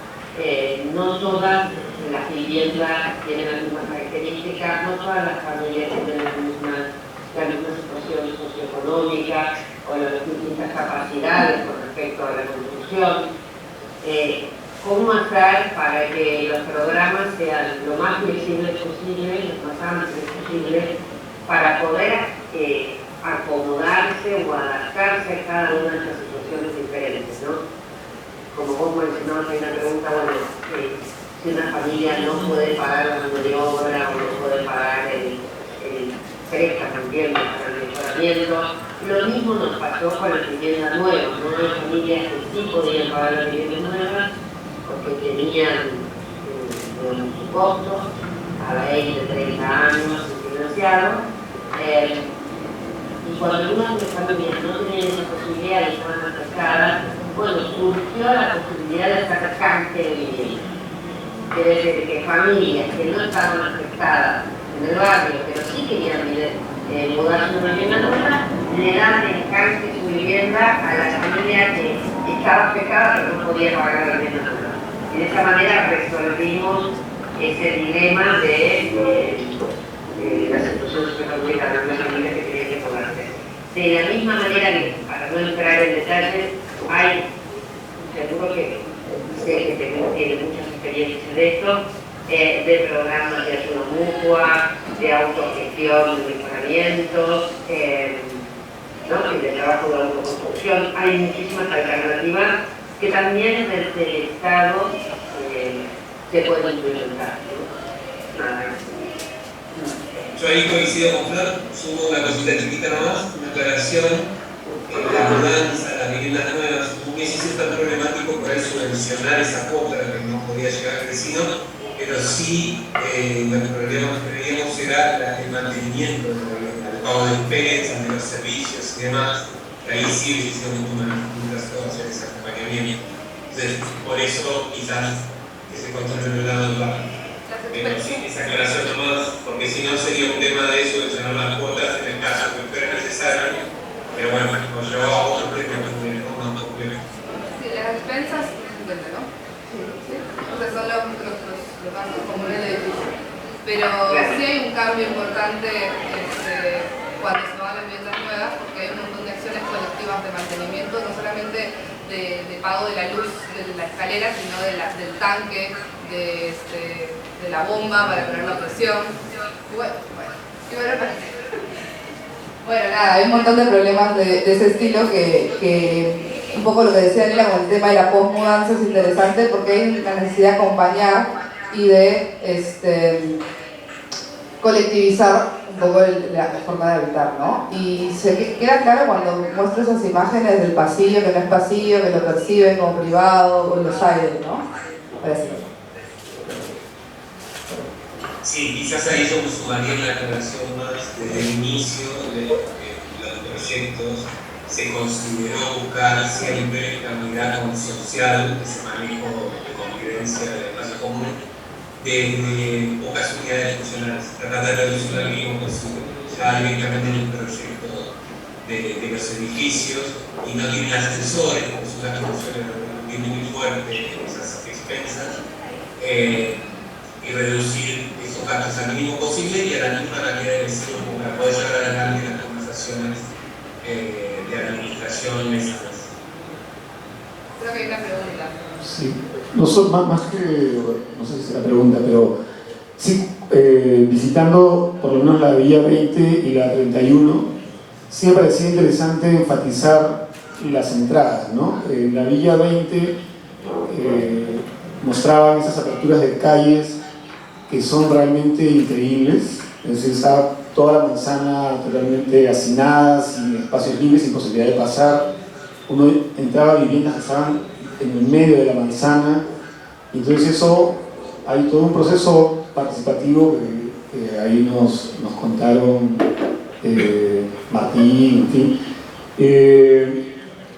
Y finalmente se logran abrir estos pasajes y calles.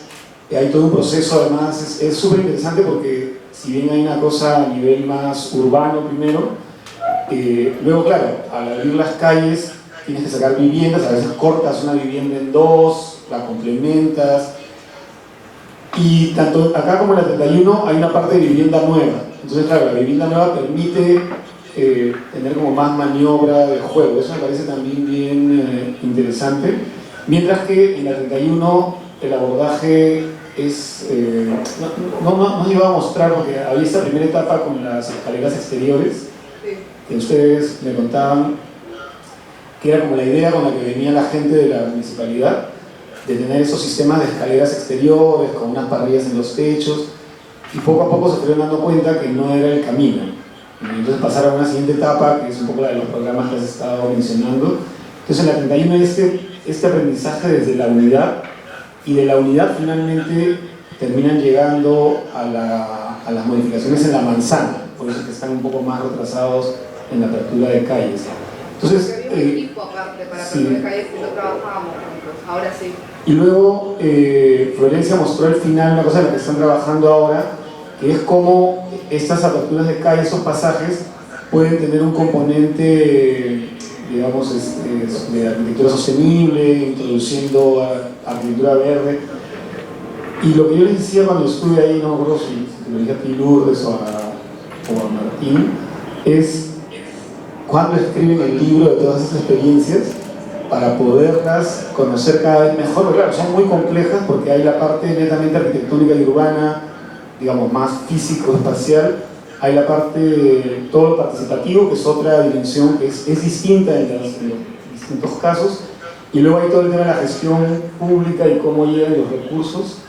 Entonces lo que yo veía era como muchos aprendizajes que se han ido sucediendo, y tal vez la pregunta que haría con todo eso es ¿cómo abordarían si mañana volviesen, bueno, Florencia está todavía trabajando ahí, pero cómo abordarían si mañana tuviesen que empezar un programa de estos en alguna villa? De todos los aprendizajes que tienen ya compartidos y que han estado intercambiando, ¿cuál sería el método que escogerían en una villa? Obviamente sabiendo que cada villa es distinta, cada población es distinta, cada territorio es distinto, pero igual, ¿cómo pensarían esa metodología después de todas estas idas y vueltas, inicios lentos, aceleraciones y demás?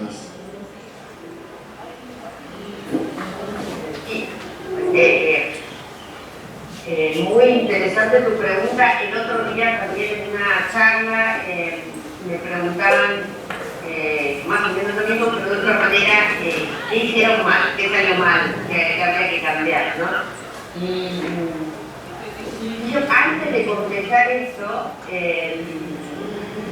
yo diría, es muy difícil saber qué funcionó más o qué fue mejor o más acertado o menos acertado, claro que hubo cosas distintas, porque no tenemos parámetros para estas intervenciones, y ahí me parece estamos construyendo estas intervenciones. No hay parámetros para mejorar viviendas existentes, porque los parámetros son para viviendas nuevas. No hay normativa para lograr. Yo creo que ahí hay un gran vacío. Si tuviéramos, las viviendas existentes en las villas no entran dentro de un parámetro normativo. Y tenemos que acercarnos a un parámetro normativo que no fue hecho para mejorar viviendas existentes.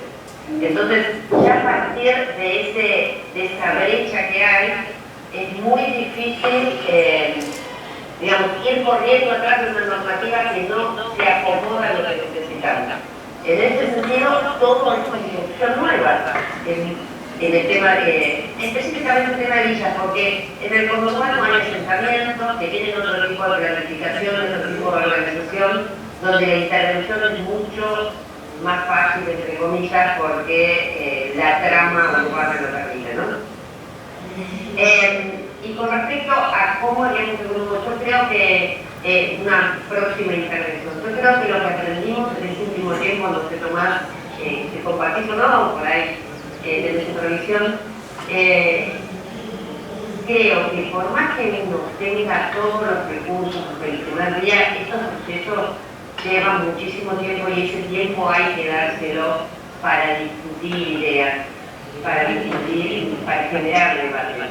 Y en esas discutir ideas tenemos que sumar más a los distintos actores. Creo que nos faltó en un comienzo sentar en la mesa técnica a las áreas de educación, a las áreas de salud.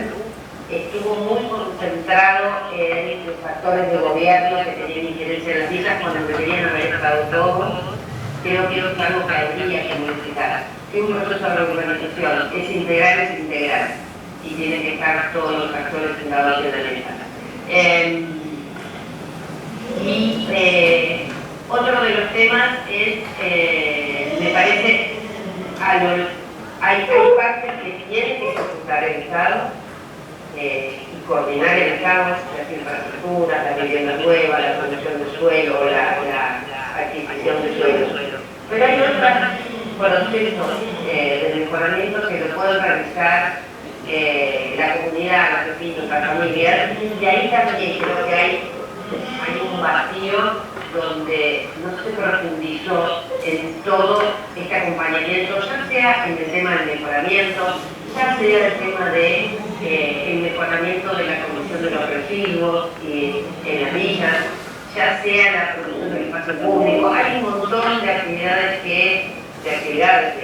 de obras, de de proyectos que pueden surgir desde la comunidad y quizás habría que armar dentro de los programas de reurbanización, generar ese espacio para que estos proyectos también puedan desarrollarse, crecer y ejecutarse, ¿no? Bueno, en la 31 hay unas cooperativas de barrido, de limpieza, recolección de residuos y demás que se ha ido potenciando un poco por las cooperativas. En un momento también se quedaron sin chamba, sin trabajo, así que no fue algo planeado, pero fue algo que fue surgiendo a partir de la necesidad, ¿no? Tomás, ¿tú querías decir algo? Sí, coincido con tu mirada, Flor. Para mí hay un tema central que yo siempre digo que es las villas pasan a ser la excepcionalidad de todos los ministerios. Cuando los ministerios hablan en educación de la matrícula cubierta de los alumnos, suelen hablar del 95%. Ese 5 o 6% que no está cubierto suele estar en las villas. En salud, cuando hablamos de un médico de cabecera, 95% de cobertura a nivel ciudad, por ejemplo. Ese 6% suele estar en el mismo. Entonces, claramente cuando uno inicia un proceso, los faltantes son tales que se necesitan imperiosamente a todos los ministerios dentro del proceso, por supuesto, y no solamente el que esté encargado, sea desde vivienda o sea desde la donde se decida. Es muy importante que haya interdisciplinaria. Sí es verdad que no tiene ese proceso que gana el ministerio de por sí, es muy difícil generarla. Ahí tiene que ver mucho también la decisión política, luego un orden, pero también poder crear esos espacios, y estos espacios participativos suelen ayudar a que se puedan tocar su punto. Es complejo, por supuesto. Sí, para mí eso sin duda ha sido una falencia. Si bien hemos trabajado en el proceso, por ejemplo, en contra de 2 escuelas, dos sucesores y demás, que son 2 centros de salud,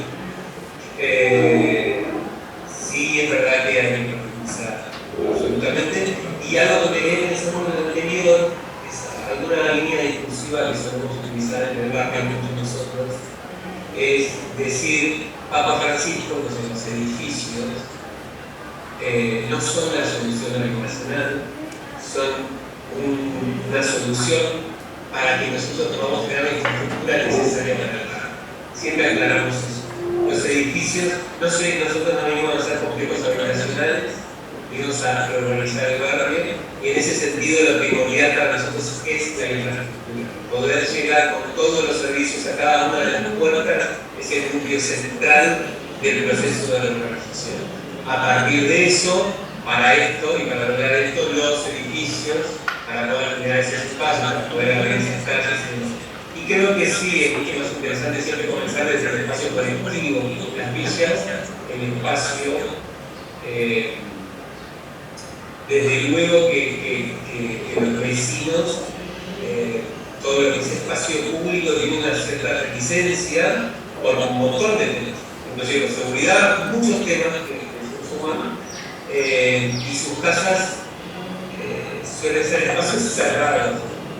Creo que claramente el Estado tiene que hacerse cargo de todo lo que tenga que ver con el espacio público, con todos los servicios, y después en lo que es puntualmente lo que hacemos individualmente. Como bien decía Flora, hay muchos vecinos que pueden hacer frente a esos aspectos y otros no, y hablar de planes diferentes. Sí creo que por la escala que tienen estos procesos, la cantidad de viviendas, es impensable que el gobierno pueda hacer frente a todas esas viviendas en una escala necesaria. Creo que puede ayudar mucho la autoconstrucción, sin duda alguna, el ejercicio del cooperativismo, con vecinos asociados. Yo iría por ese lugar, seguramente sí. Ahí también se diferencian, ¿no?, las vías, porque la organización comunitaria es distinta en 20 que en Flayón, que en la 31, ¿no? Dani. Yo quería como agregar algunas cosas que creo que van en línea con lo que comentaban Florencia y Tomás. O sea, creo que como aprendizaje el camino, digamos, de inicio, que después tendrá un montón de líneas posibles, tiene que ir de lo macro a lo micro, sin ninguna duda, y eso macro tiene que trascender la mirada de la villa, o sea, en términos de planificación, por supuesto que hay que pensar en el territorio en su conjunto, y ahí siento y creo que sigue siendo una falencia del proceso de la Villa 31, no digamos como crítica a lo que se ha hecho, sí, pero digo, no en lo personal, sino lo que tiene que ver con el proceso como tal.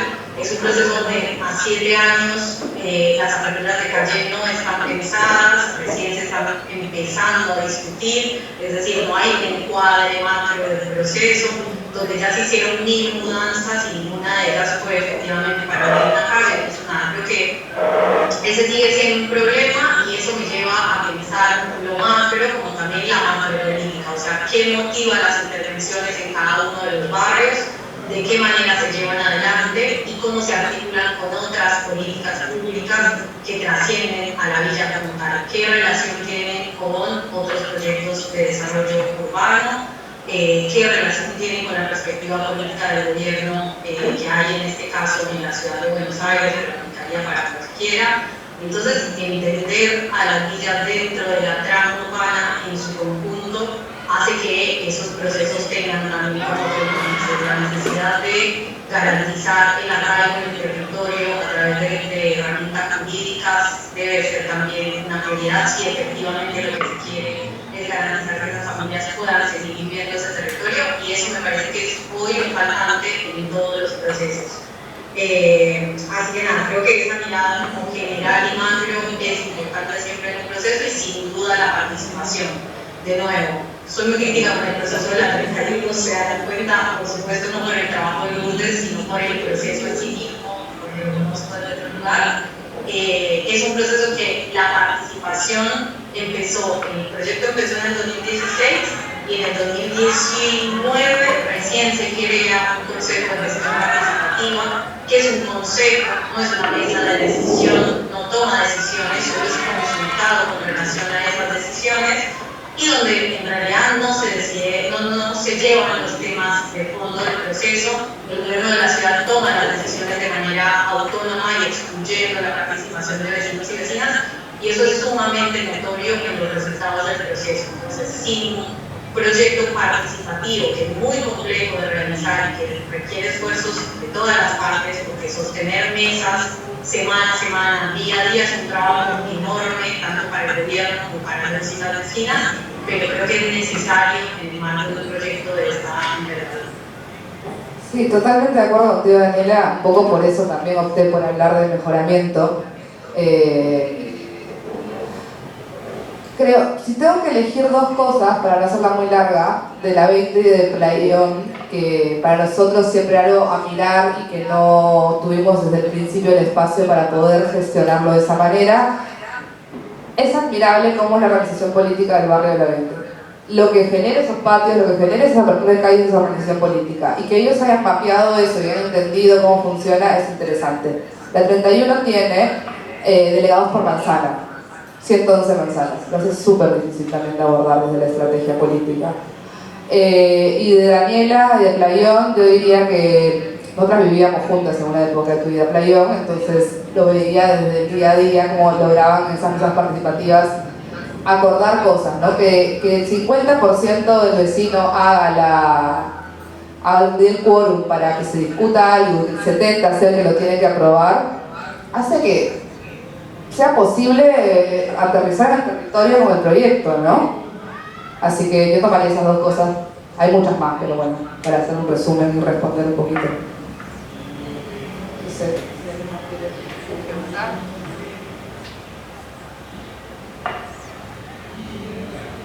Bueno, listo. Muchas gracias por el espacio. Gracias, chicos, desde allá.